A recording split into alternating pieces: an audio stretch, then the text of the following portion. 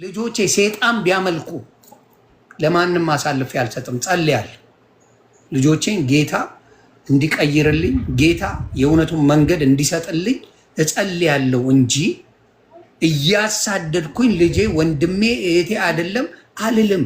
ይሄ የቅዱሳን ስራ ነው። በጌታ ስለሆንኩ ነው የማረገው። በጌታ ፍቅር ባልኖር ይሄ ማስተዋል የለኝም። በጌታ የሆነ በሙሉ ፓስተሮች አንተን ለምን አቀረቡ? መጥላት ነበረባቸው አይደል እንዴ? ካንተ ጋር አብረው ማውራትም የለባቸው። አቀረቡ፣ መጽሐፍ ቅዱስን እንድታነብ አደረጉ። ከዛ ያው የወንጌል አርበኛ ሆነ ቁጭ አልክ።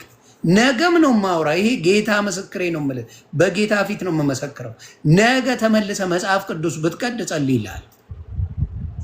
ነገ መልሰ ብታቃጥለው ጸልይልሃለሁ። ላንተ ያንተ ነፍስ መዳን እንጂ የምፈልገው ያንተ መጥፋትን በፍጹም አልፈልገው።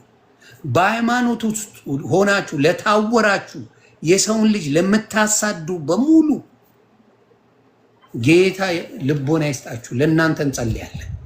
ኢየሱስ ጌታ ነው። ቀጥል ወንድማችን። ዮኒ በቃ ካሁን በኋላ ስንል እነሱን ተርቢያ ታደርገኝና እኔ አውርቼ እንኳን መሞት እንፈልገውን ነገር ብቻ ላውራ። በእርግጥ ዮኒ አስረግጬ በኦሮምኛ አውራለሁ፣ በአማርኛ የምነግራችሁ እኔ እንኳን ኢየሱስን እዬ ሳሊዝም ፈሪ አይደለሁም። ማናቸውንም አልፈራም። ምፈራ አይነት ሰው አይደለሁም። ግን አንድ ነገር ማለት ፈልጋለሁ። እኔ እኮ ዮኒ ወደዚህ ያመጣኝ ያው ከማረዝመው ፖይንቱን ልንገርክ ጊዜ ክንብ ለመቆጠብ እዚህ ጋር ያለው ፍቅርና እውነት ነው። ዮኒ ገባችሁ አይደል? ክርስትና ላይ ያሉ ሰዎች እውነትና ፍቅር ነው። ዮኒ አረኩ እንደዛ ሳደርግ የሆነ ምክንያት ነበር። እሱ ማውራት አልፈልግም። በቃ ያለፈ ነገር ስለሆነ አረኩት።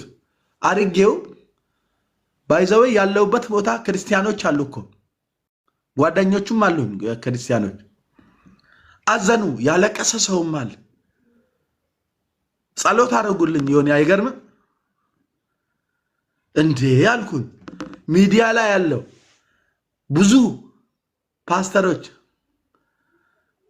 ግሪክ ያሉ አንድ ፓስተርም ደውሎልኝ እኔ በጣም ስለምወድክ ጌታ ራሱ ያድንክ ካልሆነ ከባድ ነገር ነክታል ብቻ አሉኝ። አንድ ፓስተር አየክ። ከዛ በጣም ወደውን ስለዚህ ነገር እንዳይ ያረገኝን የጋበዘኝን አንድ ኤርትራዊ ክርስቲያን ጓደኛዬ ነበር። እባክህ ሳላውቅ ነው እንደዚህ ነገር ያረኩትና ይቅርታ አድርጉልኝ እባካችሁን አልኩ። አለቀሰ። ይሁን እኛ ይቅርታ አድርገንልናል። እግዚአብሔር ይቅርታ ያድርግልክ። እኔ ሌላ ምለው ምንም የለም። እንዴ ምን አይነት ተአምር ነገር ነው እያልኩኝ ከዛ ዮኒ መጽሐፍ ቅዱስ ነካው እንደ የትኛውም ሰው። ጌታ ምስክሬ ነው።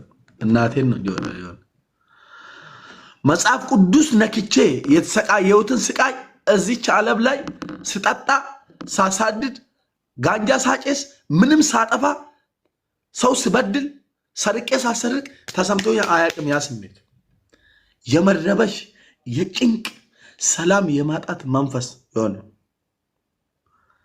አንድ ነገር አሰብኩ። በቃ ከራሴ ጋር አወራ። እንዲህ ውስጤ አይምሮዬ ሰላም እያጣ ያለው በእርግጠኝነት ክርስቲያኖች አውቀው በአፋቸው ይቅርታ ያሉኝ ነው እንጂ ሊገሉኝ ነው በቃ ብዬ ትርታ የሚባለው ነገር የለም። ይሁን ቦታ ለመቀየር ወሰንኩኝ። ካለውበት ቦታ ቀየርኩ። ዮኒ የቀየርኩበት ቦታ አንድ ሰው ሊነካኝና ሊያየኝ የማይችል ቦታ ነው። ባሰብኝ ዮኒ እዛም ሄጄ እስቲል በተረበሸ መንፈስ ተኛውና ብድግ ስል ዮኒ በጭንቀት እንትን ነው የምነሳው። ምንድነው የነካው ዘንድሮ ደግሞ? ያ ፓስተሩ ከባድ ነገር ነው የነካው ያለኝ እውነት ነው እንዴ? እዛ እሺ ሁሉም ስደተኛ የሚኖርበት ቦታ ስለነበርኩኝ ያ ቴንሽን ነው ብዬ ቦታ ቀየርኩ። እዚህ ደግሞ ማንም አይመጣም፣ ምንድነው ሰላም የሚነሳኝ ብዬ ደወልኩ። አቦ ፓስተር ምንም ሰላም መሆን አልቻልኩም፣ እኔ ይቅርታ አልኩኝ አይደል እንዴ? ምንድነው እያስጠነቆለባችሁ ነው? እየተጠነቆለብኝ ነው እንዴ አልኳቸው። አወሌ እኔ እኮ ነገር ያለ ከባድ ኃይል ነው የነካከው ብያለሁ። ራሱን ይቅርታ ጠይቀው አሉ። ዮኒ ጌታ ምስክሬ ነው። አቦ አንተ ኢየሱስ ታውቃለህ፣ እኔ ሳላቅ ነው የነካው፣ ይቅርታ አድርግልኝ አልኩ። እንደ ቀልድ ታውቃለህ፣ ብታምንም ባታምንም የፈለገ ይመን ያልፈለገ አይመን፣ የሆነ ነገር ከላይ ላይ ተነሳ። ሙሉ በሙሉ አይደለም። ከዛ ክርስትናን ወክሎ ከኔ ጋር የሚጋጭ እኔ ደግሞ እስላምን ወክዬ ከነሱ ጋር የምጋጭ የሆኑ ብድሮች አሉ። ቤቴን ከፈትኩና ኑ አልኳቸው። መጡ።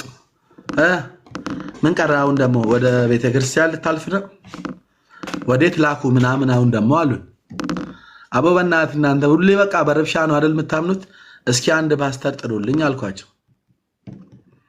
ምን ነው ትልቅ ሰው ስደባሉ? ካሁን ደግሞ ኧረ እኔ እንደዛ አይደለም፣ በኢየሱስ ክርስቶስ ማመን ነው የምፈልገው፣ ጥሩልኝ አልኳቸው። እስኪ መጀመሪያ ኢየሱስ ጌታ ነው በል አልኳቸው። ፓስተር ተጠራልኝ። እጄን አንስቼ መሰከርኩ።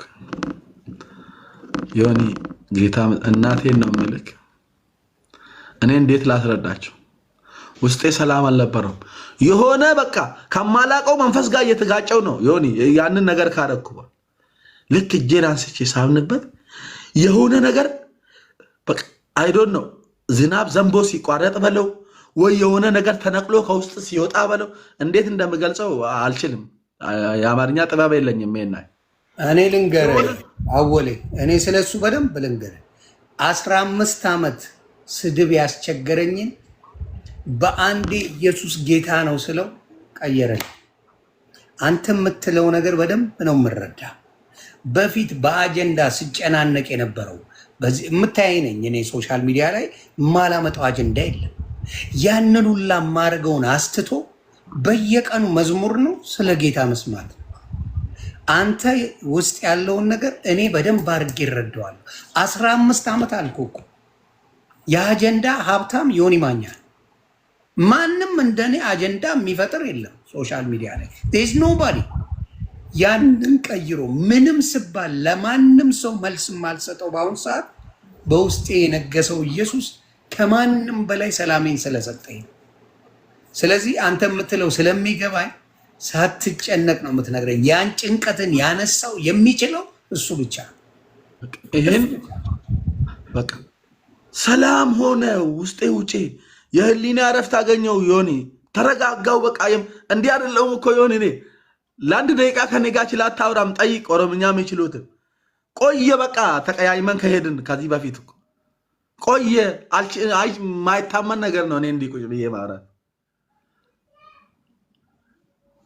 ረባቴ ያልኩና ማድረግ ያለብኝን ነገር ብቻ ንገሩኝ። ስሙ ይባረክ። እኔ በቃ ድኛለሁ፣ ሰውኛለሁ። እዚህ እንዲህ የሚገርም ህይወት ውስጥ እየኖራችሁ ነው እንደ ኢየሱስ ያድናል የምትሉት? እኔ ምን ተከፍሏቸው ነው ምን ለውኛ አንተ ላይ ሙዱን ይዘውኛ ስቃይ ውስጥ ኖረን እያልኩኝ አንዳንድ ነገር ማውራት ጀመርኩና ከዛ ወደዚህ ህይወት ገባሁኝ። በጣም የሚገርምክ ላመሰግነው የምፈልገው አንድ መዝሙር ሁሌ እሰማለሁ። ይበልጣል ኢየሱስ ከእናት ይበልጣል፣ ከአባት ይበልጣል። እኔ ምስክር ነኝ ኢየሱስ ይመቻል። እንደ እናት ሰብስቦ አሳደገኝ፣ እንደ ወንድም መክሮ አሳደገኝ፣ እንደ እህት ደብቆ አጎረሰኝ። በዓይኔ አይቻለሁ ሲታደገኝ። ይበልጣል ኢየሱስ ከእናት ይበልጣል፣ ከአባት ይበልጣል። እኔ ምስክር ነኝ ኢየሱስ ይመቻል ከሚሉት ሰዎች አንዱ ሆኛለሁ። ደስ የሚለኝንና